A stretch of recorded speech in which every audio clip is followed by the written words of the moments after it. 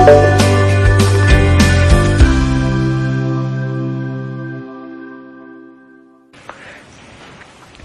Students, अभी हम start कर रहे हैं इलेक्ट्रोस्टैटिक्स, ठीक है ना। यानी कि चार्ज की properties, application, charge in movement, charge static, सारी चार्ज से रिलेटेड जितने भी फैक्ट्स हैं हम इस चैप्टर में एक्सप्लेन करेंगे। ठीक, देखिए एक्चुअल में क्या होता है, एक साइंस की ब्रांच है इलेक्ट्रोमैग्नेटिज्म। इलेक्ट्रोमैग्नेटिज्म साइंस की वो ब्रांच है जो चार्ज से रिलेटेड जितने भी फैक्ट्स हैं, एप्लीकेशन, उन सब से डील करती है। इस ब्रांच को हम 2 पार्ट्स में डिवाइड कर सकते हैं, यानी कि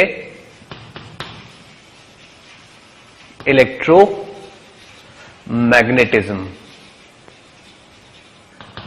इसको हम 2 पार्ट्स में डिवाइड कर सकते हैं। Number 1 electrostatics,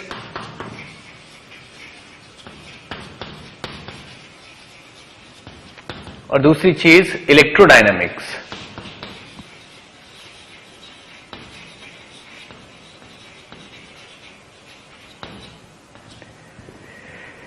electrostatics and electrodynamics. देखिए ये ब्रांच वो है जिसमें चार्ज स्टैटिक रहता है, चार्ज स्टेशनरी, और ये वो ब्रांच है जिसमें चार्ज मूविंग रहता है, चार्ज मूविंग। ठीक है, यानी कि इलेक्ट्रोमैग्नेटिज्म की 2 ब्रांच होते हैं, इलेक्ट्रोस्टैटिक्स और इलेक्ट्रोडायनामिक्स। इलेक्ट्रोस्टैटिक्स वो सेक्शन कवर करती है जो स्टैटिक चार्ज से डील करता है, स्टैटिक चार्ज की प्रॉपर्टीज, इलेक्ट्रिक फील्ड, पोटेंशियल, ये सब चीजें हैं इसमें। और ये वो ब्रांच है जो चार्ज के मूवमेंट से रिलेटेड फैक्ट्स को डील करती है, करंट, मैग्नेटिज्म, ठीक है ना, ईएमएफ, वो सारी चीजें इस ब्रांच के अंदर आती हैं। ठीक, तो अब मेन कंसर्न हमारा है इलेक्ट्रिक चार्ज। इलेक्ट्रिक चार्ज, मुझे इलेक्ट्रिक चार्ज को बहुत ही अच्छे से एक्सप्लेन करना है। ठीक है, इस ब्रांच में ये वाला जो सेक्शन है इसमें 3 चैप्टर्स आते हैं। ठीक है, number 1 is electrostatics,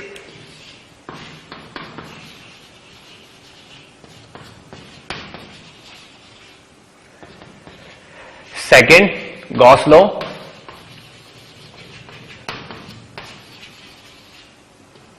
third capacitor.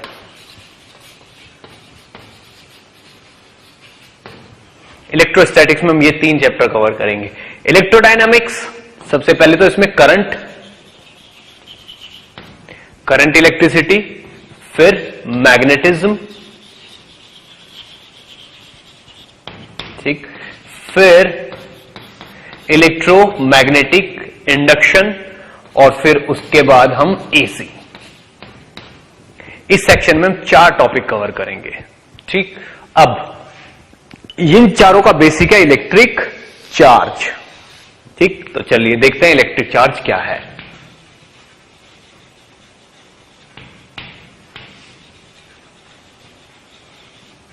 Electric charge, ठीक है। देखिए इलेक्ट्रिक चार्ज एक्सप्लेन करने के लिए मुझे आपको एटम की स्ट्रक्चर भी एक्सप्लेन करनी पड़ेगी, ठीक है ना। पूरा यूनिवर्स एटम्स से मिलकर बना हुआ है, ठीक है। एटम्स में क्या होता है, ये न्यूक्लियस होता है जिसमें पॉजिटिव चार्जेस रहते हैं, यानी कि प्रोटॉन्स, पॉजिटिव चार्जेस रहते हैं, और इसके चारों तरफ ऐसे ऑर्बिट्स होती हैं, ये इनमें इलेक्ट्रॉन्स घूमते रहते हैं। इस तरीके से इलेक्ट्रॉन्स घूमते रहते हैं यहां पे। ये चीजें क्या है, इलेक्ट्रॉन्स, जैसे इलेक्ट्रॉन्स घूम रहे हैं, ठीक। ये जो एटम के अंदर रहने वाले, सेंटर के अंदर रहने वाले charge, these are positive charges, positive charges. और ये जो राउंड राउंड घूम रहे हैं, दीज आर नेगेटिव चार्जेस, ठीक। तो इलेक्ट्रॉन्स नेगेटिव चार्ज होते हैं और प्रोटॉन्स पॉजिटिव चार्ज होते हैं। क्लियर, पूरा कोई भी मटेरियल एटम से ही मिलके बना होता है। एटम दो चीजों से मिलके बना होता है, न्यूक्लियस, दिस इज न्यूक्लियस, ये न्यूक्लियस है। न्यूक्लियस में प्रोटॉन्स रहते हैं, प्रोटॉन्स होते हैं पॉजिटिव चार्ज, और उसके चारों तरफ घूमते हैं इलेक्ट्रॉन्स। ठीक, अब चार्ज की कुछ और प्रॉपर्टीज भी होती हैं। चार्ज की यूनिट होती है कूलाम्ब, कूलाम्ब, ठीक है, चार्ज की यूनिट होती है कूलाम्ब। अब एक इलेक्ट्रॉन पे जो चार्ज होता है वो होता है 1.6 इंटू 10⁻⁻19 कूलाम्ब, और यही एक प्रोटॉन पे भी चार्ज होता है, ये नेगेटिव होता है और वो पॉजिटिव, सेम अमाउंट में 1.6 इंटू 10⁻⁻19 कूलाम्ब। यानी कि कूलाम्ब अपने आप में बहुत बड़ी क्वांटिटी है। एक इलेक्ट्रॉन पे बस इतना चार्ज रहता है और एक प्रोटॉन पे इतना चार्ज रहता है। इसलिए किसी भी एटम में प्रोटॉन्स और इलेक्ट्रॉन्स बिल्कुल बराबर रहते हैं। That is why this thing is neutral, neutral रहती है। जितने नंबर ऑफ प्रोटॉन्स हैं उतने ही number of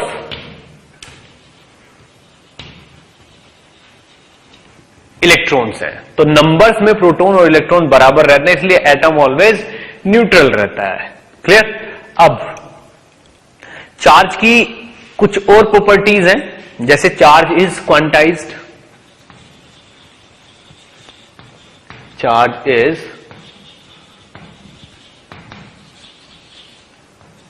quantized.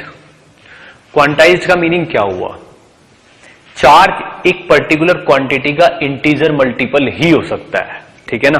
Smallest charge, smallest charge exist करता है किस पे? इलेक्ट्रॉन पे, जिसकी वैल्यू कितनी है? 1.6 इंटू 10⁻⁻19 कूलाम। ठीक, सो कोई चार्ज Q जो है वो n टाइम्स ऑफ E होगा, ठीक है ना। n इज सम इंटीजर, और इस E की वैल्यू होगी दिस, ये 1.6 into 10⁻। That is why charge is quantised, यानी कि चार्ज इसी नंबर का इंटीजर मल्टीपल होगा। 3 times, 4 times, 5 times, 2 times, 100 times, 1000 times, पर होगा इसी का integer multiple. This is smallest packet of charge, इससे छोटा पैकेट एग्जिस्ट नहीं करता है। Clear? That is why charge is quantized, ठीक है। Next, charge is transferable. Charge is transferable, यानी कि चार्ज को ट्रांसफर किया जा सकता है एक पॉइंट से दूसरे पॉइंट पे, एक प्लेस से दूसरे प्लेस पे, ठीक है ना। आप एक इलेक्ट्रॉन को उसके आउटर मोस्ट शेल से ब्रेक करके किसी दूसरे पोजीशन पे भी ला सकते हो, तो चार्ज कैन बी ट्रांसफर्ड। ठीक, उसके बाद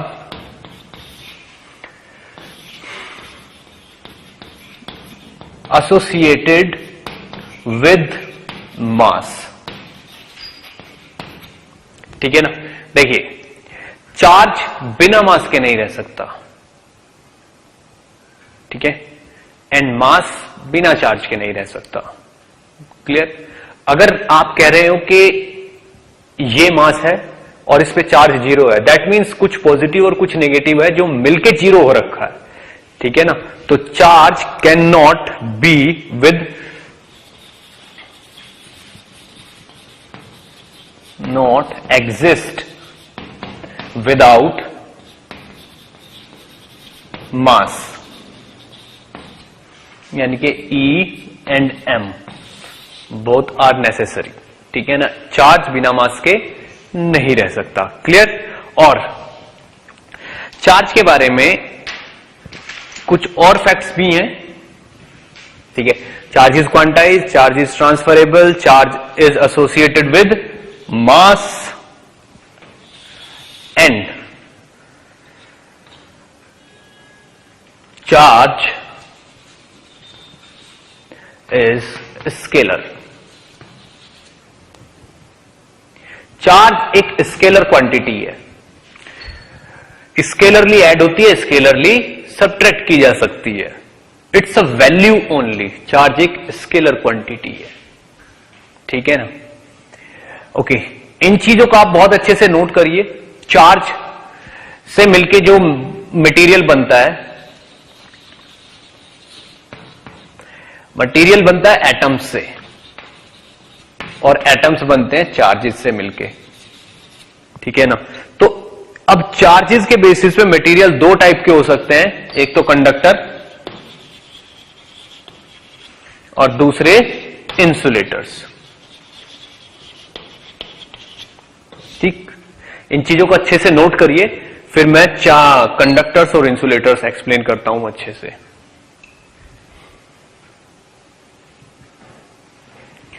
ओके, तो कंडक्टर्स एंड इंसुलेटर्स, इनको एक्सप्लेन करना बहुत जरूरी है। एक चीज और है, चार्ज इज कंजर्व्ड, ठीक है, charge is conserved.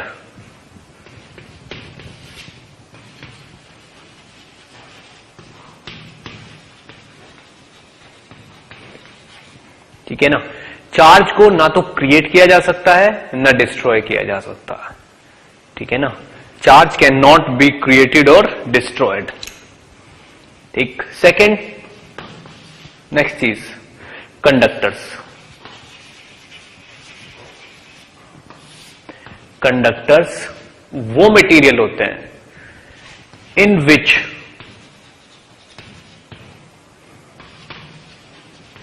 charges can move from one place to another.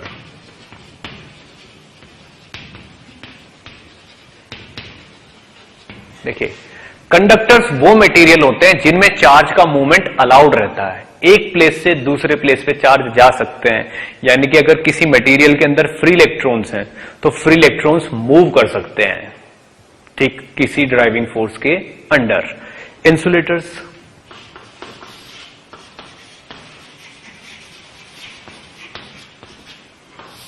ठीक है, इंसुलेटर वो मटेरियल होते हैं in which movement of charge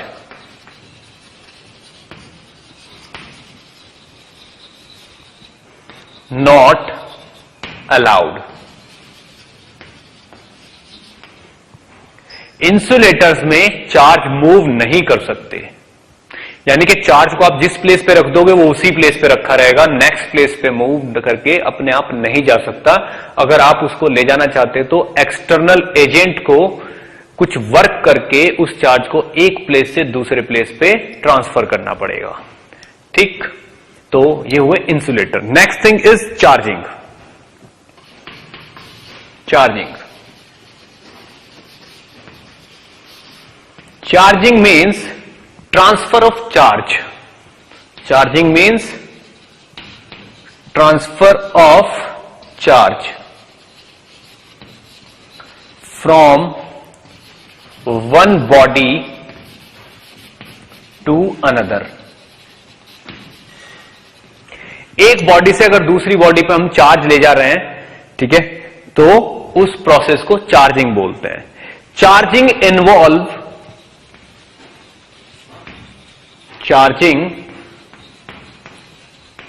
involves transfer of mass.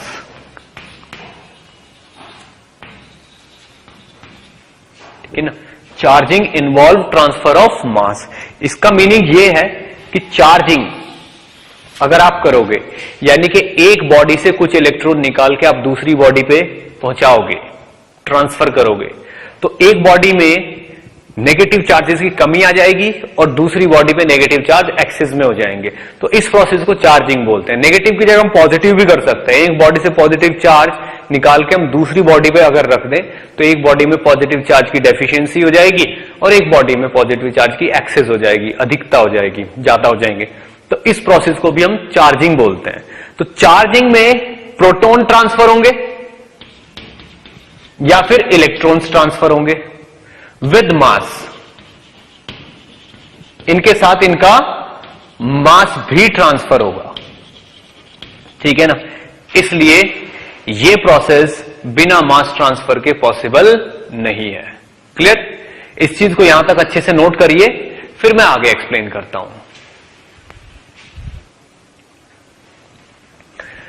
Okay, तो हमको अगर चार्ज एक प्लेस से दूसरे प्लेस पे ट्रांसफर करना है तो उसके साथ साथ मास भी ट्रांसफर होता है।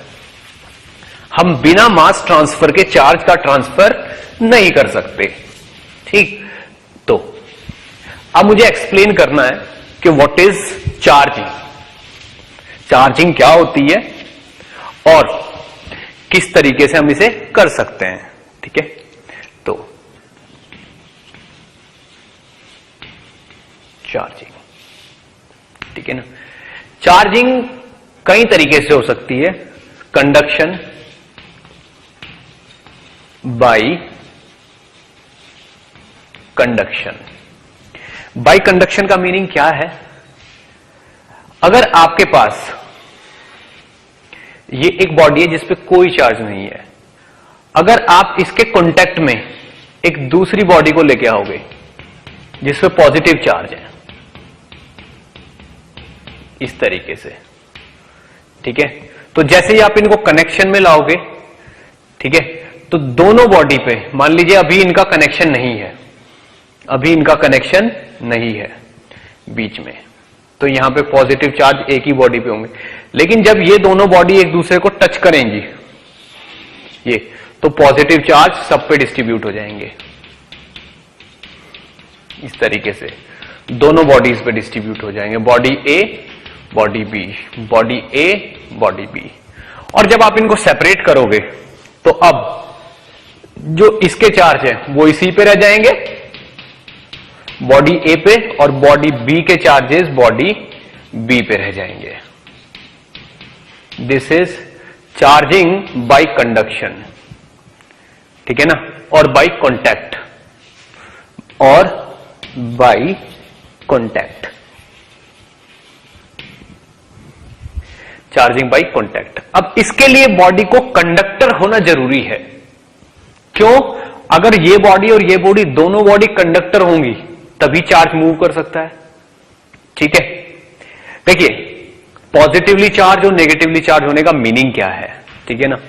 What is positively charged?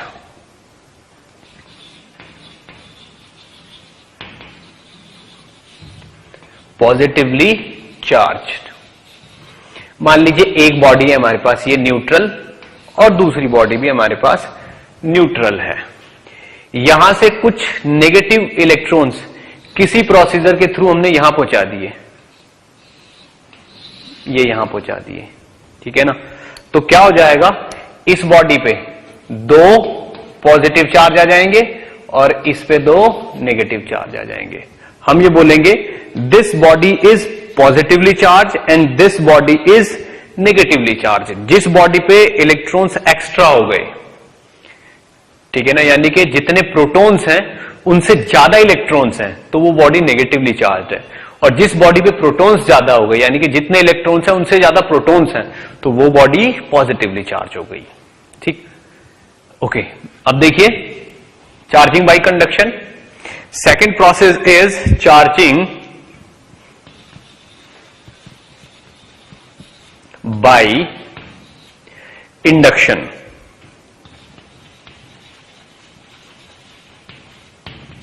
Charging by induction, इस चीज को बहुत अच्छे से नोट करिए, फिर मैं चार्जिंग बाय इंडक्शन एक्सप्लेन करता हूं। ठीक, तो चार्जिंग बाय इंडक्शन देखिए क्या है। इंडक्शन अपने आप में एक प्रोसेस है, इसमें बॉडी को कांटेक्ट में लाने की जरूरत नहीं है। फॉर एग्जाम्पल मान लीजिए ये हमारे पास एक न्यूट्रल बॉडी है, ठीक है।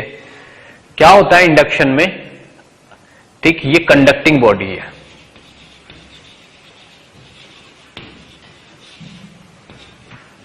हम चाहते हैं, ठीक है ना, we want this body to be positively charge.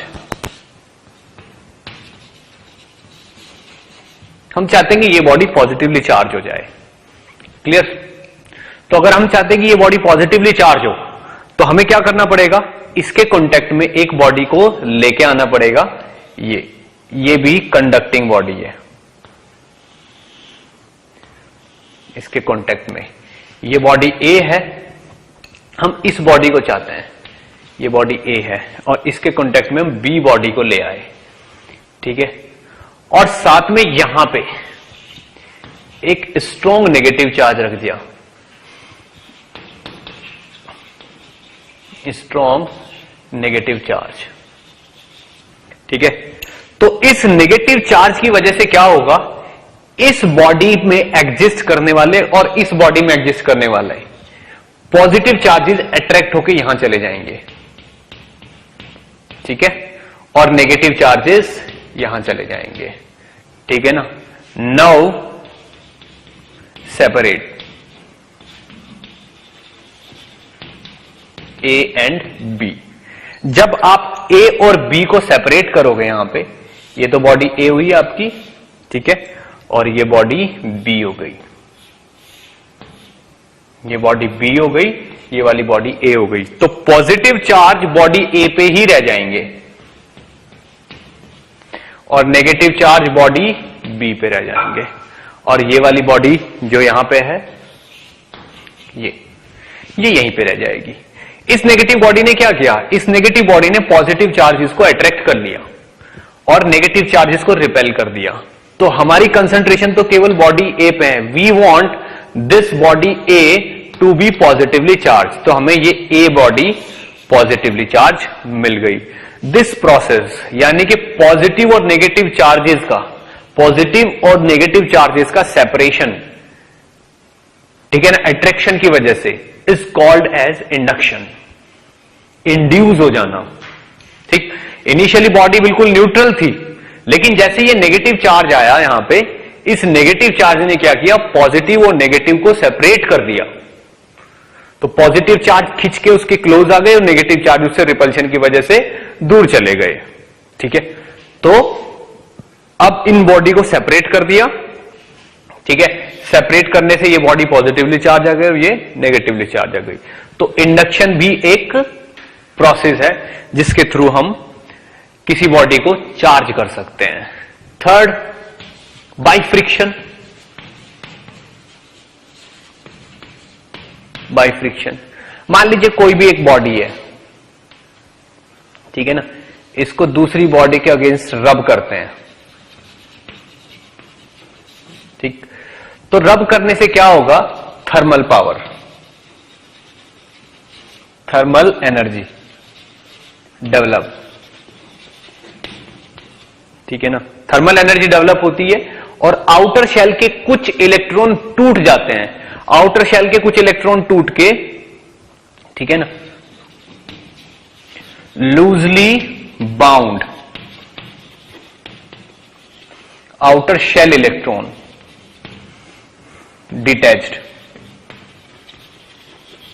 detached from parent atom and transferred to another। यानी कि यहां से कुछ लूजली बाउंड इलेक्ट्रॉन ट्रांसफर होकर यहां चले जाते हैं और यहां पे ये पॉजिटिवली चार्ज रह जाता है। ठीक, अब इनको रबिंग करने के बाद सेपरेट कर दो तो पॉजिटिव चार्ज उन पे रह जाता है जिनसे बाउंड इलेक्ट्रॉन टूट जाते हैं और जिस मटेरियल पे इलेक्ट्रॉन चले जाते हैं वो नेगेटिव चार्ज हो जाता है। तो ये वाला मटेरियल नेगेटिवली चार्ज हो जाएगा और ये वाला मटेरियल पॉजिटिवली चार्ज हो जाएगा रबिंग की वजह से। तो इंसुलेटिंग या नॉन कंडक्टिंग बॉडीज को आप रबिंग करके चार्ज कर सकते हो। ठीक है, लेकिन इंडक्शन और कंडक्शन के लिए आपको बॉडी का कंडक्टिंग होना बहुत जरूरी है। क्लियर? इस चीज को नोट करिए अच्छे से, फिर हम आगे बढ़ते हैं।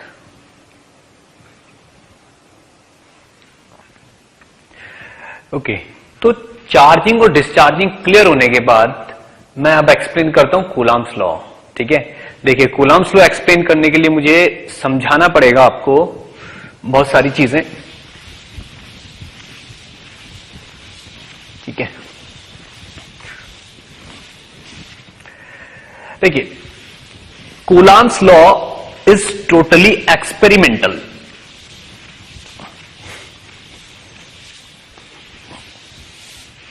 ठीक, तो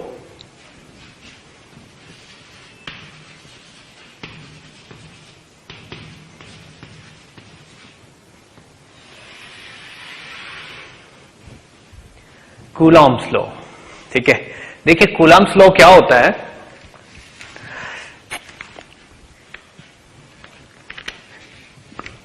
थ्रू लॉट्स ऑफ एक्सपेरिमेंट, ठीक है ना, कूलाम ने बहुत सारे एक्सपेरिमेंट किए और उसके बाद एक फाइनल कंक्लूजन पे पहुंचा, ठीक है ना।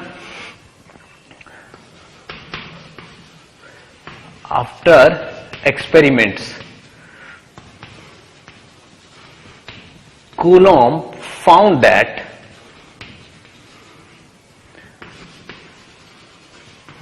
देखिए कूलॉम ने क्या कंक्लूजन निकाला कि अगर दो चार्जेस Q1 एंड Q2 एक दूसरे से r डिस्टेंस पे एग्जिस्ट करते हैं तो दोनों एक दूसरे पे इलेक्ट्रिक फोर्स अप्लाई करेंगे जो कि मैग्नीट्यूड में इक्वल और डायरेक्शन में अपोजिट होगा, ठीक है ना। Coulomb found that two charges placed at a distance r apart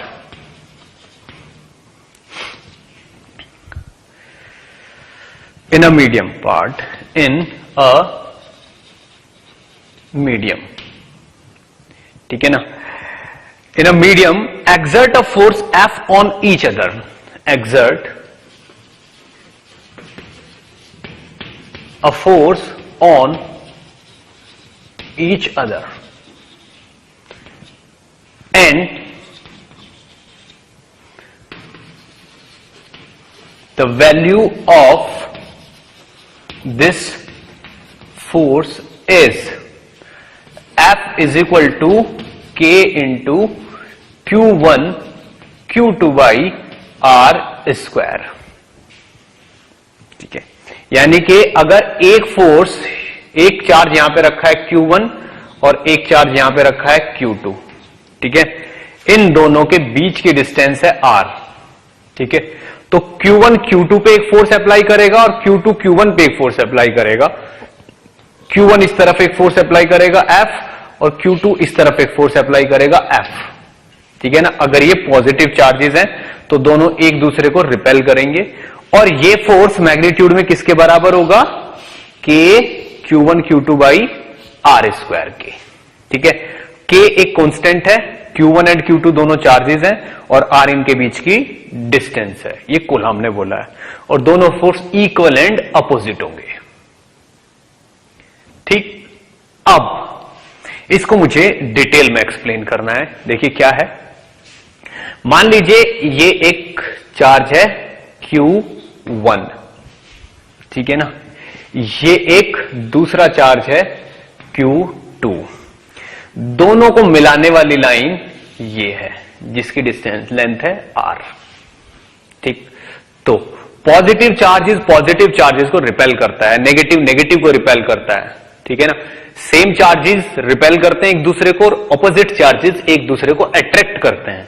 तो इस Q1 की वजह से इस तरफ एक फोर्स लगेगा, यानी कि फोर्स ऑन 2 ड्यू टू 1, और इसकी वजह से इस पे इस तरफ एक फोर्स लगेगा, फोर्स ऑन 1 ड्यू टू 2, ठीक है। अब फोर्स ऑन 1 ड्यू टू 2 इसकी वैल्यू होगी K Q1 Q2 by R cube. अगर ये वाला वेक्टर R है तो नीचे R क्यूब करेंगे और इस डायरेक्शन में R वेक्टर है तो अलोंग माइनस R, ये F12 होगा, इसकी वेक्टर फॉर्म F21, ठीक है ना। F21 क्या होगा, K ये Q2 पे है, Q2 Q1 over R cube, लेकिन इस पे फोर्स अलोंग पॉजिटिव R होगा, तो ये अलोंग R होगा। नीचे क्यूब है और ये मैग्नीट्यूड है इसका। अब ये अगर यहां पे मैंने ये कैप लगा दिया तो इसको फिर मुझे स्क्वायर ही बनाना पड़ेगा, तो this is complete vector, this is also complete vector. ठीक है, अब मैं एक आर को इसके नीचे ले जाता हूं, ठीक है ना। इस आर को अगर मैं इसके नीचे ले जाऊं तो यही वाली इक्वेशन बन जाएगी के Q1 Q2 by R square into unit vector R with minus sign, और ये प्लस साइन के Q1 Q2 by R square with unit vector R. ठीक, अब आप खुद देखिए, अगर मैं F12 और F21 इन दोनों को एक साथ लिखना चाहूं और बीच में मैं इक्वल टू लगाना चाहूं, तो मैग्नीट्यूड में तो दोनों बराबर हैं, देखिए, तो मैं ऐसे लिख सकता हूं। लेकिन अगर मैं चाहता हूं कि मैं इनके ऊपर वेक्टर भी पुट करूं, ठीक है, यू, मैं इनके ऊपर वेक्टर भी पुट करूं, तो मुझे यहां पे एक माइनस साइन लगाना पड़ेगा, तभी मैं इन दोनों के ऊपर ऐसे वेक्टर लगा सकता हूं। तो F21 और F12 एक दूसरे के इक्वल एंड ऑपोजिट होते हैं। ठीक है, equal and opposite, this is Coulomb's law. यानी कि जितनी ज्यादा बीच की डिस्टेंस होगी फोर्स उतना कम होगा, और जितने इन दोनों के मैग्नीट्यूड होंगे फोर्स उतना ज्यादा होगा। भले ही दोनों के मैग्नीट्यूड अलग अलग हैं, पर दोनों पे फोर्स बिल्कुल सेम है। क्लियर, यही कूलम्ब लॉ है, इसको अच्छे से नोट करिए, फिर मैं इसको आगे इसके एप्लीकेशंस एक्सप्लेन करता हूं आपको।